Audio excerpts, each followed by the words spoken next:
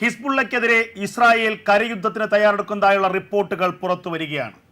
കഴിഞ്ഞ 1-2 മാസക്കാലമായി നിരന്തരം ഇസ്രായേലിന് നേരെ റോക്കറ്റ് ആക്രമണവും ഡ്രോൺ ആക്രമണവും നടത്തുന്ന ഹിസ്ബുള്ളയെ നേരിട്ട് ആക്രമിക്കാൻ ബെഞ്ചമിൻ നെതന്യാഹു തയ്യാറെടുക്കുന്നു എന്നുള്ള വാർത്തകളാണ് ഇസ്രായേൽ അനുകൂല മാധ്യമങ്ങൾ പുറത്തുവിടുന്നത്.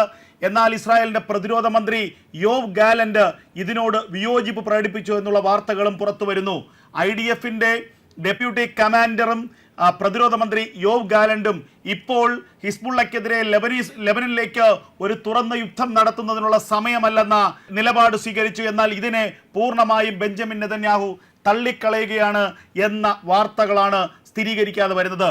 കഴിഞ്ഞ ദിവസം തെക്കൻ ലെബനനിലെ പ്രദേശങ്ങളിൽ ഇസ്രായേൽ സേനാ വിഭാഗത്തിന്റെ ചില അറിയിപ്പുകൾ ഉണ്ടായിരുന്നു.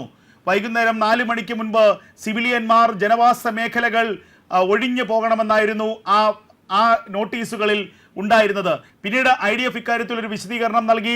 ഇത് തിടുക്കപ്പെട്ടെടുത്ത തീരുമാനമാണ്. ആ പ്രദേശങ്ങളിലെ ജനങ്ങളെ അവിടെ നിന്ന് കുടിയൊഴിപ്പിക്കാനുള്ള തീരുമാനമെടുത്തില്ല. ഇതൊരു ഉദ്യോഗസ്ഥന് ഉണ്ടായ തെറ്റായ ഒരു തീരുമാനമാണ്. ഒരു ഉദ്യോഗസ്ഥനുണ്ടായ ഒരു കമ്മ്യൂണിക്കേഷൻ മിസ്റ്റേക്കാണ്. അത് പരിഹരിക്കപ്പെട്ടു എന്ന് പിന്നീട് IDF തന്നെ സ്ഥിരീകരിക്കുകയും ചെയ്തിരിക്കുന്നു. എന്തായാലും ഇസ്രായേൽ അനുകൂല മാധ്യമങ്ങൾ ചില വാർത്തകൾ നൽകുന്നുണ്ട്.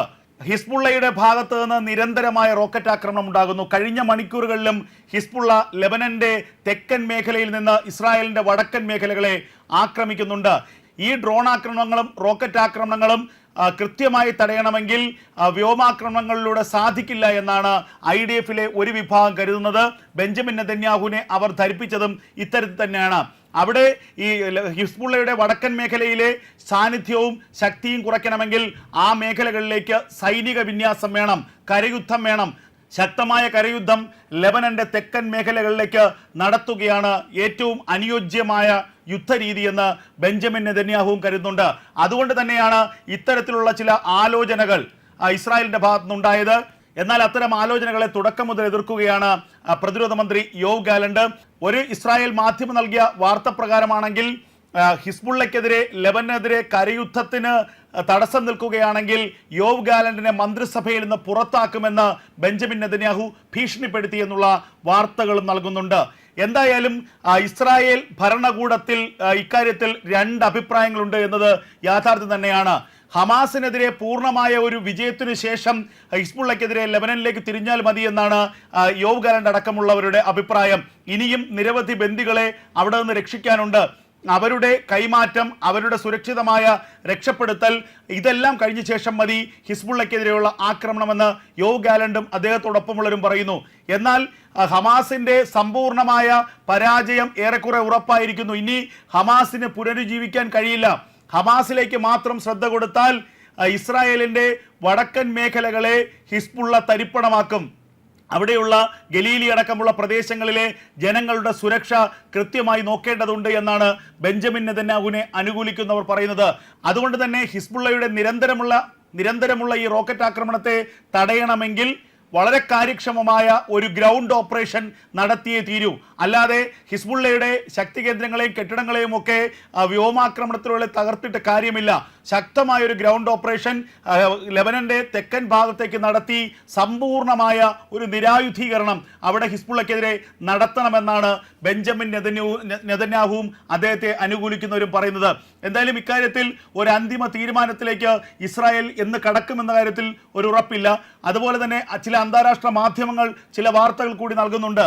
അതായത് ഹിസ്ബുള്ളയ്ക്കെതിരെ ലെബനനിലേക്ക് ഒരു കരയുദ്ധത്തിന് അമേരിക്കയുടെ പൂർണ്ണ പിന്തുണ ഇപ്പോൾ ഇസ്രായേലിന് ഇല്ല എന്നുള്ളതാണ്.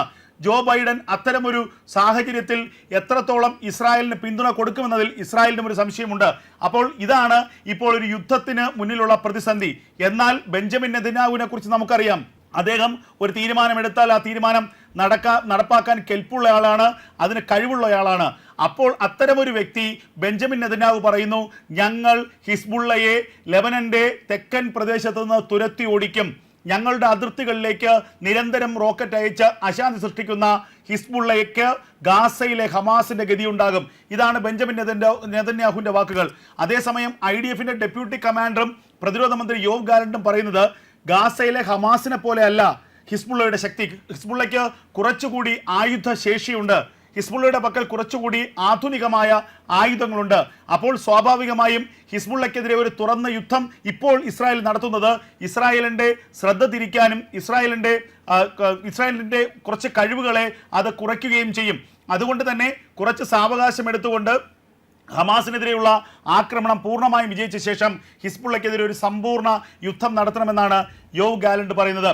അതിനിടയിൽ ഈ ചർച്ചകൾ നടക്കുന്നതിനിടയിൽ ഇസ്രായേലി ഫൈറ്റർ ജെറ്റുകൾ ലെബനന്റെ ഉള്ളിൽ കയറി വീണ്ടും ഹിസ്ബുള്ളയുടെ ആയുധ സംഭരണശാല തകർത്തു എന്നുള്ള വാർത്തകൾ പുറത്തു വരുന്നു. ഏതാനും മിനിറ്റുകൾക്ക് മുൻപാണ് ഇത്തരമൊരു ആക്രമണം ഉണ്ടായത്. അതിൻ്റെ വീഡിയോ ദൃശ്യങ്ങളും IDF ഇപ്പോൾ പ്രചരിപ്പിച്ചിട്ടുണ്ട്.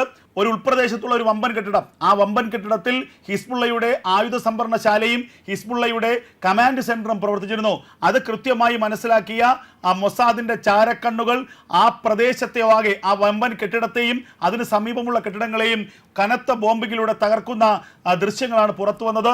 അതിനും മണിക്കൂറുകൾക്ക് മുമ്പ് ഗലീലി പ്രദേശത്തേക്ക് ലെബനോണിൽ നിന്നും റോക്കറ്റ് ആക്രമണം ഉണ്ടായിട്ടുണ്ട്. 40ഓളം റോക്കറ്റുകളാണ് പല സമയങ്ങളിലായി ഗലീലി പ്രദേശത്തേക്ക് ഹിസ്ബുള്ള അയച്ചത്, തൊടുത്തുവിട്ടത്. അതിൽ നിരവധി റോക്കറ്റുകളെ ഇന്റർസെപ്റ്റർ നിർവീര്യമാക്കി. എന്നാൽ ചിലത് ഗലീലിയിലെ അപ്പർ കുന്നുകളുടെ തുറസായ പ്രദേശങ്ങളിൽ വീണുവെന്നും IDF തന്നെ വ്യക്തമാക്കുന്നുണ്ട്. ഈ ഡ്രോൺ ആക്രമണങ്ങളും റോക്കറ്റ് ആക്രമണങ്ങളും കൃത്യമായി തടയണമെങ്കിൽ വ്യോമാക്രമണങ്ങളിലൂടെ സാധിക്കില്ല എന്നാണ് IDF-ലെ ഒരു വിഭാഗം കരുതുന്നത്. ബെഞ്ചമിൻ നെതന്യാഹുവിനെ അവർ ധരിപ്പിച്ചതും ഇത്തരത്തിൽ തന്നെയാണ്. അവിടെ ഈ ഹിസ്ബുള്ളയുടെ വടക്കൻ മേഖലയിലെ സാന്നിധ്യവും ശക്തിയും കുറയ്ക്കണമെങ്കിൽ ആ മേഖലകളിലേക്ക് സൈനിക വിന്യാസം വേണം, കരയുദ്ധം വേണം, നിലപാട് സ്വീകരിച്ചു. എന്നാൽ ഇതിനെ പൂർണ്ണമായും ബെഞ്ചമിൻ നെതന്യാഹു തള്ളിക്കളയുകയാണ് എന്ന വാർത്തകളാണ് സ്ഥിരീകരിക്കാതെ വരുന്നത്. കഴിഞ്ഞ ദിവസം തെക്കൻ ലെബനനിലെ പ്രദേശങ്ങളിൽ ഇസ്രായേൽ സേനാ വിഭാഗത്തിൻ്റെ ചില അറിയിപ്പുകൾ ഉണ്ടായിരുന്നു. വൈകുന്നേരം 4 മണിക്ക് മുൻപ് സിവിലിയന്മാർ ജനവാസ മേഖലകൾ ഒഴിഞ്ഞു പോകണമെന്നായിരുന്നു ആ നോട്ടീസുകളിൽ ഉണ്ടായിരുന്നത്. ശക്തമായ കരയുദ്ധം ലെബനന്റെ തെക്കൻ മേഖലകളിലേക്ക് നടത്തുകയാണ് ഏറ്റവും അനുയോജ്യമായ യുദ്ധരീതിയെന്ന് ബെഞ്ചമിൻ നെതന്യാഹുവും കരുതുന്നുണ്ട്.